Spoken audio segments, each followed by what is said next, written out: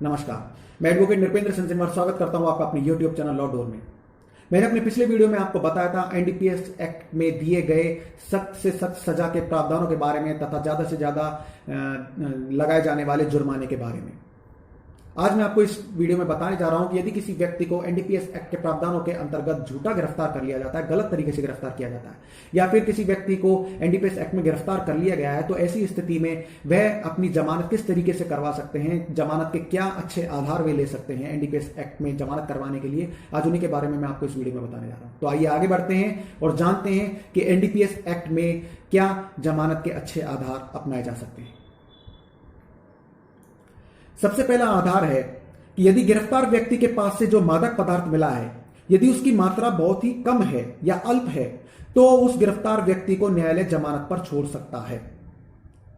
किसी मादक पदार्थ की मात्रा अल्प कितनी मानी जाएगी तथा ज्यादा कितनी मानी जाएगी, या कॉमर्शियल या वाणिज्यिक मात्रा कितनी मानी जाएगी, इसकी मात्रा के बारे में पूरा विवरण एनडीपीएस एक्ट में अलग से दिया हुआ है। दूसरा जमानत का आधार है, यदि गिरफ्तार व्यक्ति के पास में जो मादक पदार्थ मिला है, यदि उसकी मात्रा कॉमर्शियल क्वांटिटी यानी कि व्यापारिक या वाणिज्यिक मात्रा से कम है, तो भी उस व्यक्ति को न्यायालय जमानत पर छोड़ सकता है। ऐसी स्थिति में जिसकी में कि गिरफ्तार व्यक्ति के पास में कॉमर्शियल क्वांटिटी यानी कि वाणिज्यिक मात्रा से कम मिलता है कोई भी मादक पदार्थ, तो ऐसी स्थिति में यह माना जाता है कि उसके द्वारा किसी वाणिज्यिक पर्पज से या व्यापार करने के पर्पज से उस मादक पदार्थ को अपने पास में नहीं रखा गया था। तब ऐसी स्थिति में कॉमर्शियल क्वांटिटी से कम होने की वजह से उसे यानी कि गिरफ्तार किए गए व्यक्ति को जमानत पर छोड़ा जा सकता है। तीसरा आधार है, यदि एनडीपीएस एक्ट के प्रावधानों के अनुसार गिरफ्तार व्यक्ति के साथ में कानून की पूरी प्रक्रिया का पालन नहीं किया जाता है, तो यह भी जमानत का एक अच्छा आधार बनेगा। जैसे कि एनडीपीएस एक्ट की धारा 51 के अनुसार यदि पुलिस के द्वारा तलाशी लिए जाने के प्रावधानों का पूरा पालन नहीं किया जाता है, या फिर इस अधिनियम की धारा 41, 42 और 43 के अनुसार तलाशी के बाद मजिस्ट्रेट के सामने गिरफ्तार व्यक्ति को पेश नहीं किया जाता है,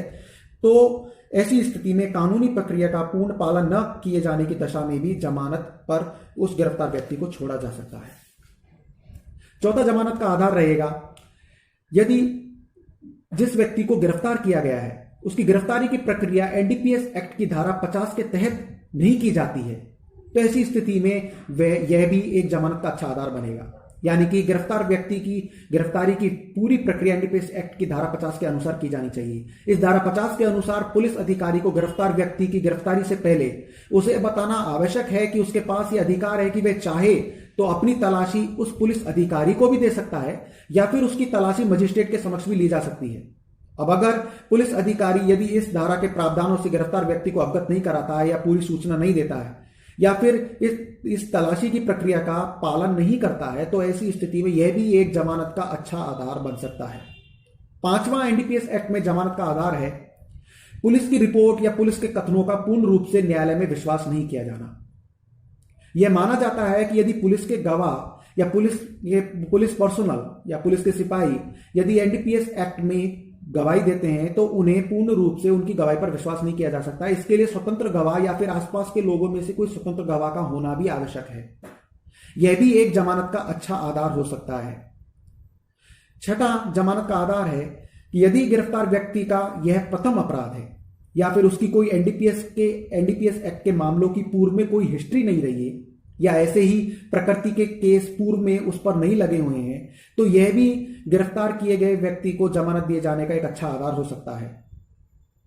इसके अलावा यदि पुलिस ने गिरफ्तार व्यक्ति के विरुद्ध कोई झूठा मामला बनाया है तथा एनडीपीएस एक्ट के प्रावधानों में दी गई प्रक्रियाओं का पूरा पालन नहीं किया गया है, तो ऐसी स्थिति में यह भी जमानत का एक अच्छा आधार हो सकता है। इसके अलावा सातवां मुख्य और जरूरी जमानत का आधार यह भी है कि यदि किसी व्यक्ति के पास से कोई प्रतिबंधित दवाइयां बरामद हुई हैं तथा उसे इन दवाइयों के बरामद होने के चलते गिरफ्तार कर लिया गया या झूठा फंसा दिया गया है, तो ऐसी स्थिति में यदि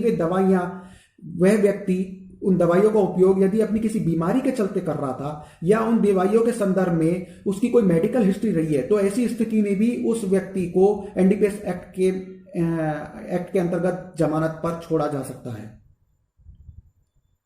तो यह थी एनडीपीएस एक्ट में गिरफ्तार किए गए व्यक्तियों को जमानत किस आधार पर मिल सकती है, वे जमानत के लिए आवेदन किन आधारों पर कर सकते हैं, उससे संबंधित एक महत्वपूर्ण जानकारी। ये जानकारी आपको कैसी लगी मुझे कमेंट बॉक्स में लिखकर जरूर बताइएगा।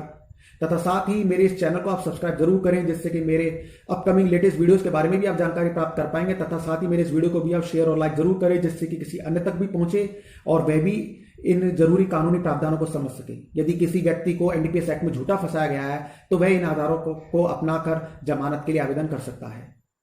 तो मिलते हैं एक और नई कानूनी जानकारी के साथ में अपने अगले वीडियो में। नमस्कार।